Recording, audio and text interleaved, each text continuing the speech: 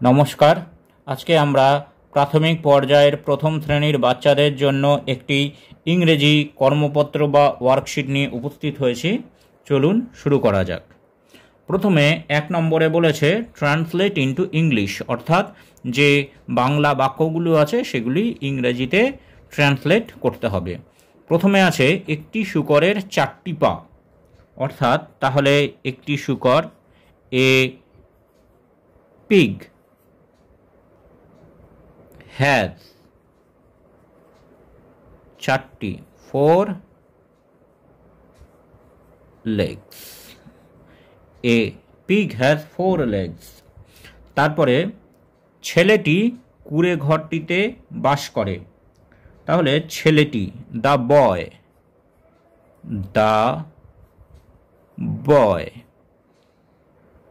কুঁড়ে ঘরটিতে বাস করে,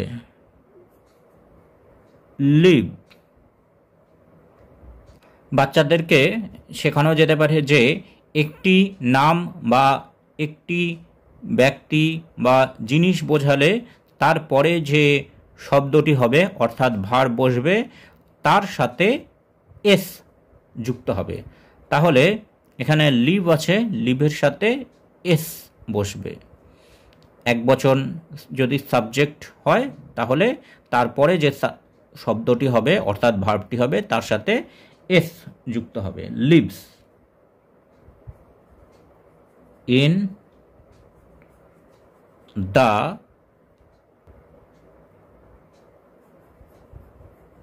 হাট। তারপরে টেবিলের উপর একটি কলম আছে, তাহলে টেবিলের ওপর একটি কলম আছে, একটি কলম, এ পেন। ইজ অন মানে ওপর, the table, a pen is on the table. এবার তারপরে আছে বইটি ব্যাগের মধ্যে আছে, তাহলে বইটি দ্য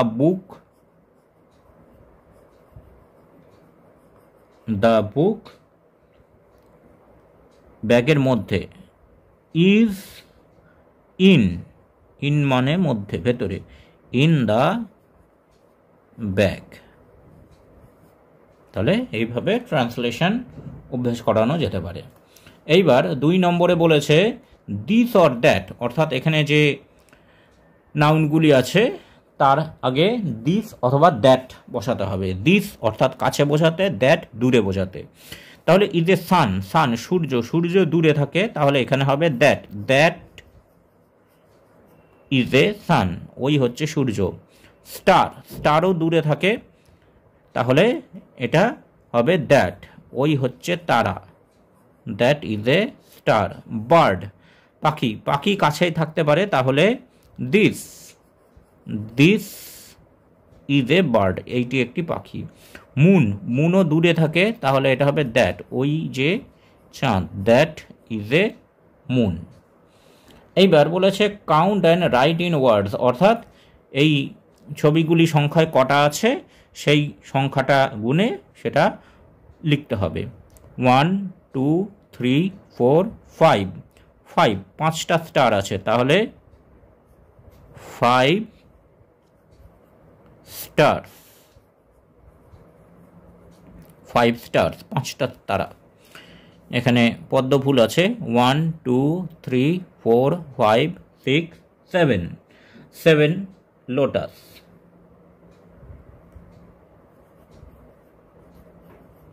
7 লোটাসেস, প্লুরালে লোটাসেস। এইবার 4 নম্বরে বলেছে রাইট দ্য অপোজিট ওয়ার্ড, অর্থাৎ বিপরীত শব্দ লিখতে হবে। যে শব্দগুলি আছে তার বিপরীত শব্দ লিখতে হবে। প্রথমে আছে ডার্টি মানে নোংরা, এর বিপরীত হচ্ছে পরিষ্কার ইংরেজি ক্লিন, CLEAN, ক্লিন। হাই মানে ওপরে, এর বিপরীত হচ্ছে নিচে ইংরেজি লো, LOW, লো। হোয়াইট মানে সাদার বিপরীত কালো ইংরেজি black, BLACK, black.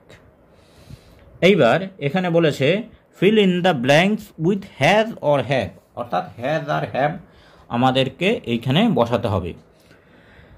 Ruma, Ruma dash a frock, Ruma singular অর্থাৎ এক বচন, তাহলে এক বচনের কোনো নাম বা কিছুর পর হ্যাজ বসবে।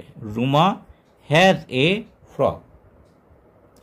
You, you dash a bag, you এর পর সবসময় হ্যাভ হয়, তাহলে you have a bag. I dash a sister, I এর পরেও সবসময় হ্যাভ হয়, তাহলে I have a sister. Rina, Rina একজনের নাম, তাহলে সিঙ্গুলার যেহেতু বোঝাচ্ছে, রিনা হ্যাজ এ ডগ। তাহলে আজকে এখানেই, নমস্কার।